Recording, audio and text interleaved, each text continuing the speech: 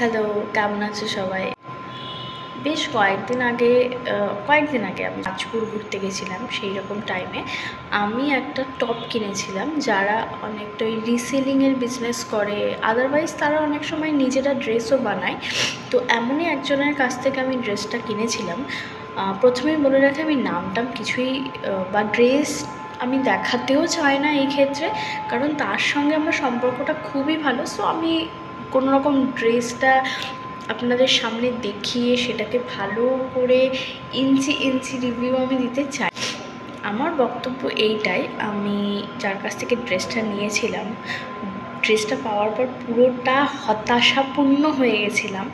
কারণ আমি যে ড্রেসটা নিয়েছিলাম সেটার প্রাইস প্রায় 550 টাকা নিয়েছিল। ড্রেসটা এতটাই ট্রান্সপারেন্ট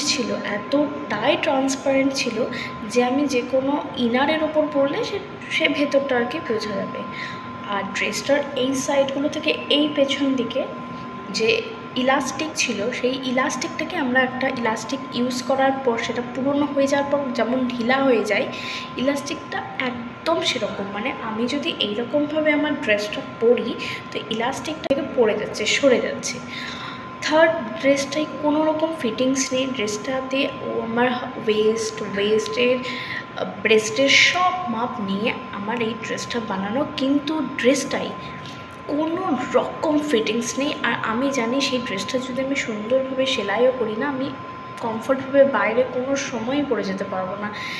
আমি 350 টাকায়, রিসেন্ট 350 টাকায় একটা ড্রেস কিনেছিলাম। সেই ড্রেসের যে কোয়ালিটি এত সুন্দর, আমার 550 টাকায় ড্রেসের কোয়ালিটি তার 1 ইঞ্চিতেও যাবে না। আর একটা পয়েন্ট আমি বলতে ভুলে গেছি, যে আমি ড্রেসের যে ডিজাইনটা সিলেক্ট করেছিলাম সেই ডিজাইনটা পাইনি, অন্য একটা ডিজাইন পেয়েছিলাম। তো আমি যে ড্রেসটা নেক্সট টাইম তার কাছ থেকে চেঞ্জ করবো সেই মেন্টালিটিটাও আসেনি। হ্যাঁ, আমি একবার বলেছিলাম যে ড্রেসটা চেঞ্জ করবো, আমার যে ডিজাইন সেই ডিজাইনটাই আমাকে দেওয়া। আর দেখো, এমন একটা জায়গা, এখানে আমার কি হয়, ড্রেসটা নেওয়ার পর আমি যে সেটা রিটার্ন করবো সেই অপশানটাও থাকে।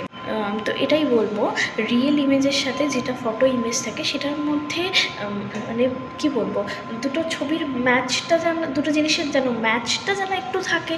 একদমই ম্যাচ থাকবে না, এটা করো না। একটু ম্যাচ ট্যাচ করে জামা কাপড়গুলো সেল করলে ভালো হয়। তো যারা এরকম করছো, করো না। আমরাও তো ড্রেস কিনি, আমরাও তো একটা দিনের শেষে ভালো কিছু পাওয়ার জন্যই, যে না যেরকম দেখেছি সেরকম মোটামুটি একটু কাছাকাছি হলেই হবে, এরকম একটু আশাতেই তো ড্রেসটা কিনি। তো এরকম করো না।